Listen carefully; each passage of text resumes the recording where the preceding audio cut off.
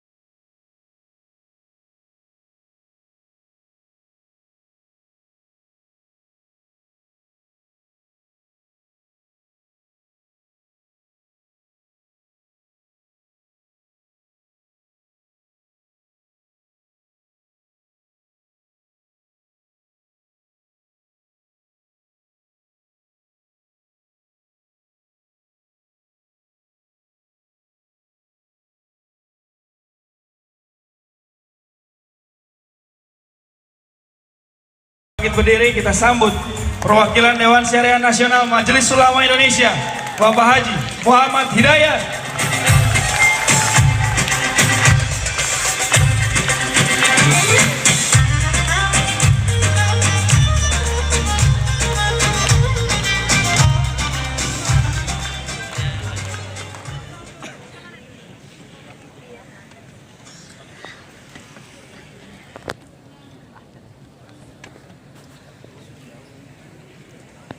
Assalamualaikum warahmatullahi wabarakatuh. Waalaikumsalam warahmatullahi wabarakatuh. Boleh saya minta mic-nya saja?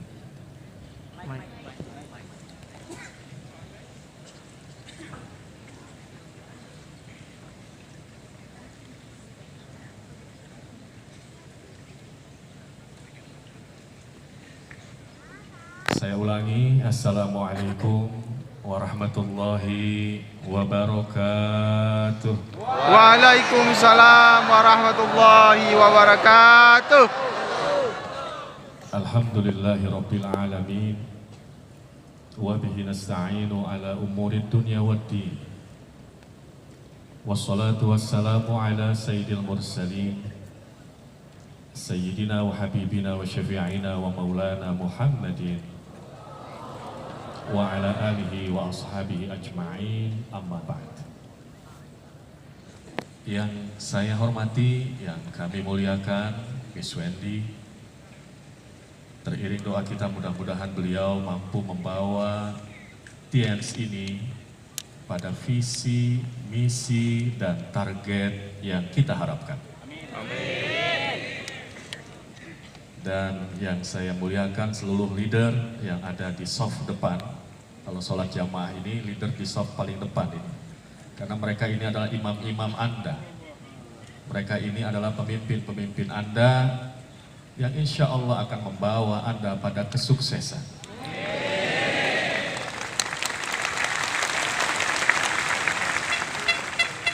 Yang pertama kami ingin menyampaikan ucapan selamat kepada TNS. Di tempat ini 17 tahun yang lalu TNS mengenalkan dirinya, kemudian eksis, berkembang, maju, dan hari ini Anda sekalian berada dalam gerbong TNS yang akan sukses di masa yang akan datang. Hari ini juga saya dengar TNS akan melaunching 2 produk yang sifatnya online, yaitu produk line beauty care yang diberi nama cukup indah, Celestians. Dan juga saya tadi mendapat hadiah dari Miss Wendy, Joshua.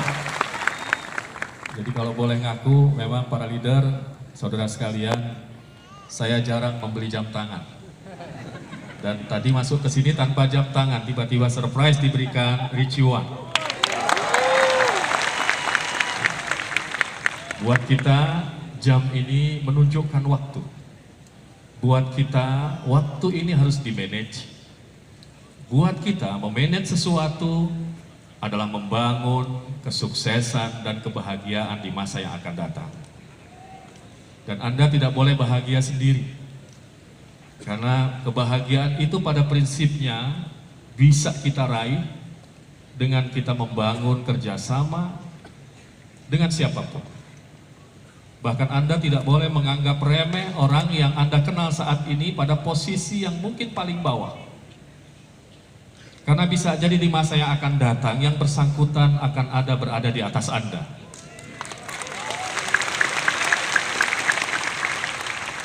Saya bersyukur saya bisa hadir di tengah-tengah agenda saya yang juga ada beberapa di hari ini.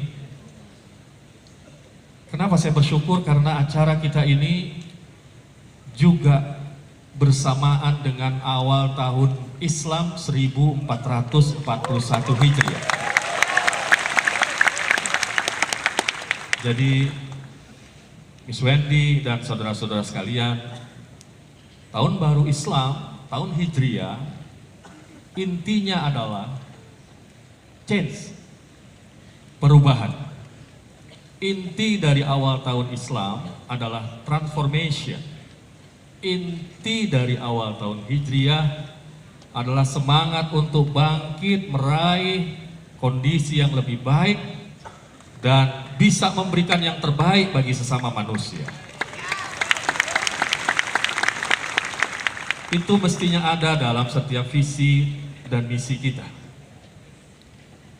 Jargon di depan ini kita diajak untuk melakukan transformasi, menjadikan sesuatu yang pada awalnya mungkin hanya asa, tapi akan menjadi fakta. Yang awalnya mungkin hanya mimpi, tapi akan menjadi bukti. Yang pada awalnya mungkin hanya impian, tapi insya Allah akan menjadi kenyataan. Karena transformasi itu adalah proses berubah dengan kontinu, dengan kesungguhan, yang Anda merespon kondisi situasi Anda yang Anda hadapi, untuk Anda melakukan lompatan kesuksesan di masa yang akan datang dengan berlipat-lipat kali. Jadi kalau transformasi tanpa ada perubahan, maka itu hanya merupakan keinginan saja.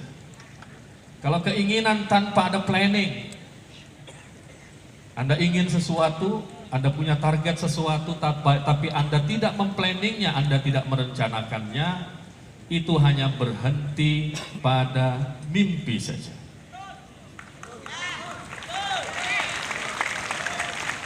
Miss Wendy, para leader dan saudara sekalian, saya juga bersyukur hari ini Anda eksis di tengah situasi yang banyak tokoh dunia menyebut kita berada pada era VUCA.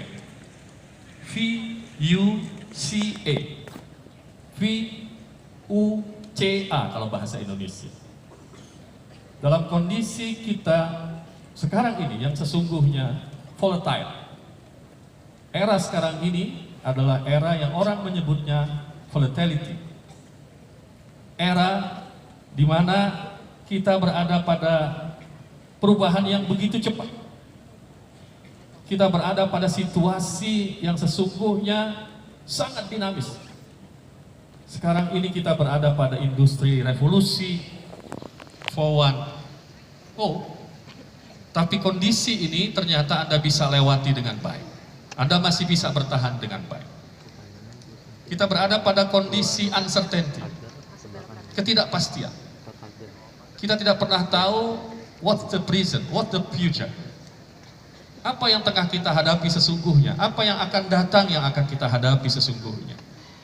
Tapi Anda masih bisa bertahan, bahkan Anda bisa melompat, Anda bisa melakukan kesuksesan, maka Anda sesungguhnya orang yang sangat luar biasa. Dan orang-orang yang luar biasa itu ada di dalam plenary hall Jakarta Convention Center ini.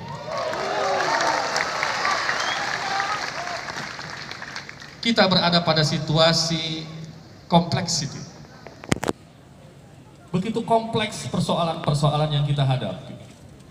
Kita harus menggunakan multiply key untuk melakukan decision making. Kita melihat persoalan tidak bisa hanya dengan satu view atau pandangan saja. Begitu kompleksnya permasalahan kita. Di Indonesia, Miss Wendy, mungkin kita juga mengikuti politik, ekonomi, sosial, budaya yang begitu dinamis. Tapi saya bangga dengan seluruh leaders TIAN, member TIAN, para agen, para distributor. Anda tidak pernah berhenti untuk berbuat yang terbaik. Anda terus membuat jaringan, Anda terus menunjukkan eksistensi Anda untuk maju dan berkembang. Ini sesuatu yang saya merasa bukti bahwa TIANS ini telah melahirkan manusia-manusia yang unggul.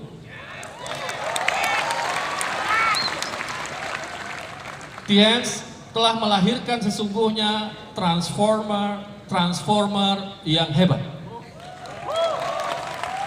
Tinggal bagaimana sinergi ini kita bangun ke depan. Dan kita berada pada situasi yang ambiguity. Situasi yang ambigu. Situasi yang mengambang. Tapi tadi dengan apa yang disampaikan Miss Wendy, visi misi, rencana-rencana TIANS ke depan, maka sesuatu yang mengambang itu menjadi pasti. Sesuatu yang kita ragukan itu insya Allah akan menjadi sesuatu yang berarti untuk Anda titik ke depan. Saya tidak ingin menyampaikan message ini terlalu panjang. Tapi kata kunci dari bisnis gathering kita pada hari ini, awal Muharram kita yang beririsan dengan waktu kita saat ini, adalah mari bersama kita membuat planning yang terbaik untuk mendapatkan kebahagiaan di masa yang akan datang. Al-Quran mengatakan, wal tanzur nafsun ma qaddamat liqad. Hai orang-orang yang beriman, hendaklah setiap Anda mempersiapkan apa yang Anda ingin raih pada hari yang akan datang. Maka dalam pandangan Al-Quran, hari yang akan datang itu bukan hanya masa depan kita di dunia ini, tapi apa yang nanti bisa Anda dapatkan ketika bertemu dengan Tuhan, bertemu dengan Allah Subhanahu wa Ta'ala.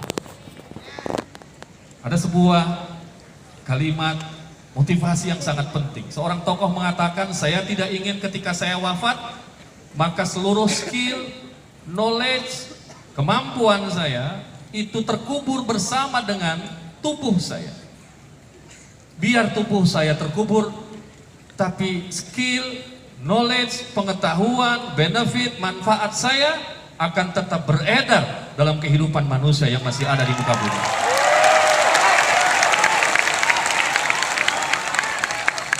Saya berharap ini menjadi motivasi kita.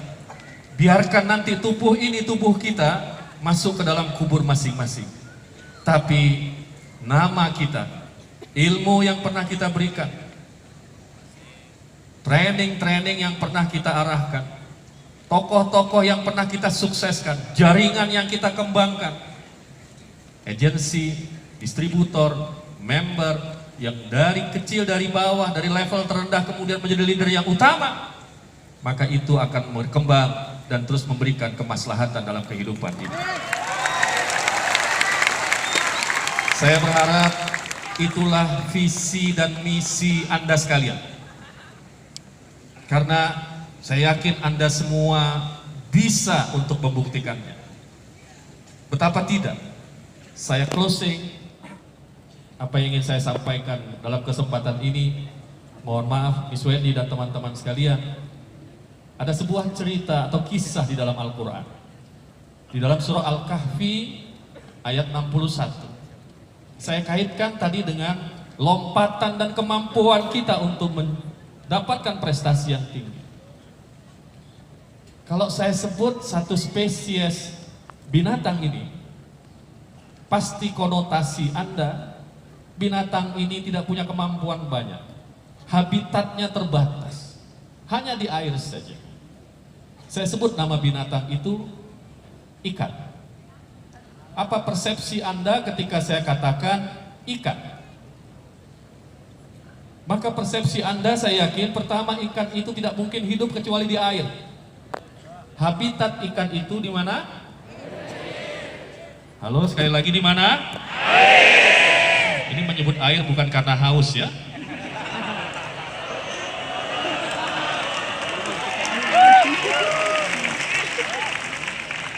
Mungkinkah ikan itu hidup di darat? Anda mengatakan tidak mungkin. Mungkinkah ikan itu melompat?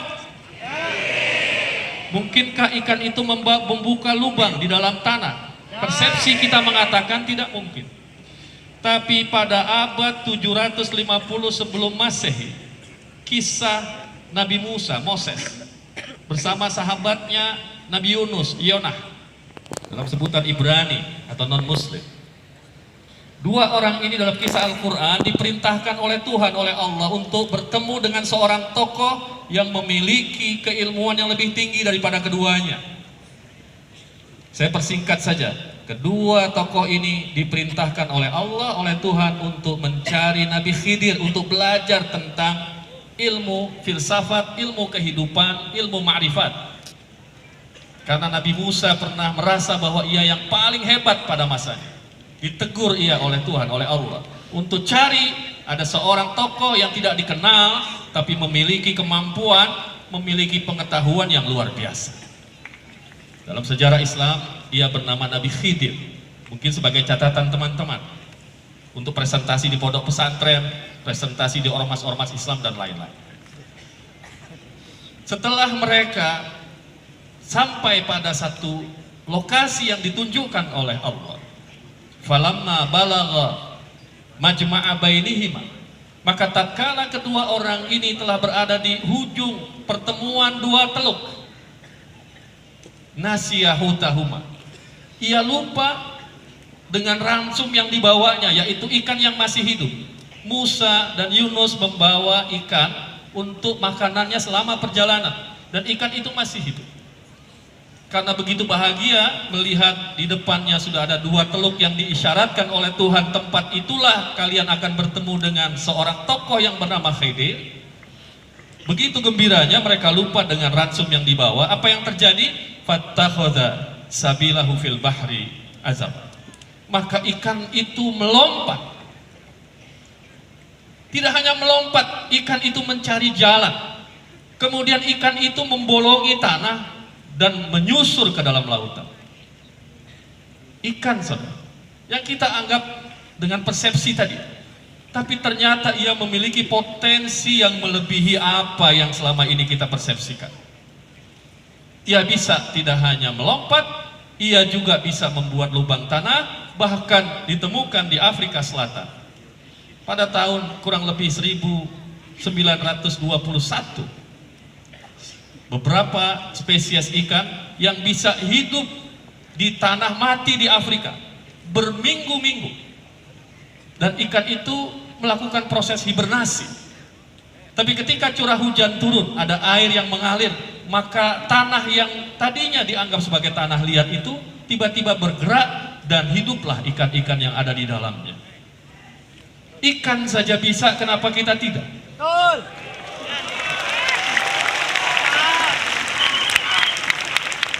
Kita manusia adalah makhluk yang diciptakan paling sempurna. Tidak hanya cerita ikan, saya lanjutkan sedikit. Ada 3 lagi spesies yang disebut oleh Al-Quran, oleh kitab suci, yang mungkin kita anggap tidak berarti apa-apa.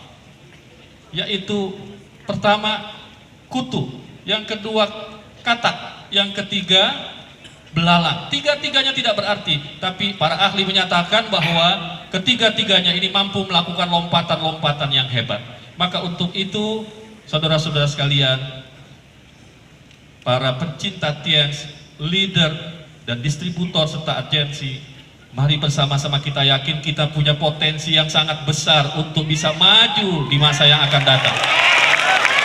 Anda bisa duduk menggantikan leader-leader ini karena Anda diberikan oleh Tuhan potensi yang luar biasa yang selama ini mungkin belum Anda rasakan, belum Anda ketahui. Maka lakukan itu dengan sesungguhnya. Prinsipnya lakukanlah TIENS. Pegang TIENS ini. Apa itu TIENS? Pertama, trust. Jadilah Anda orang yang jujur. Yang kedua adalah Anda harus menjadi orang yang intelek. Baca semua referensi, belajar dengan siapapun. Anda harus menjadi orang yang elegan berhubungan dengan siapapun tanpa pandang bulu. Karena Anda insya Allah akan mendapatkan keberkahan dan keberuntungan. Yang terakhir, saran saya, TIENS ini kita pegang, jadilah Anda orang-orang yang nice, orang-orang yang baik. Dan S yang terakhir, walaupun Anda baik, tapi Anda tetap strong, Anda tetap semangat untuk mencapai prestasi. Saya tutup, trust, intelek, elegan, nice, strong, TIENS. Wassalamualaikum warahmatullahi wabarakatuh. Baiklah, sekali lagi terima kasih kepada perwakilan dari Dewan Syariah Nasional Majelis Ulama Indonesia.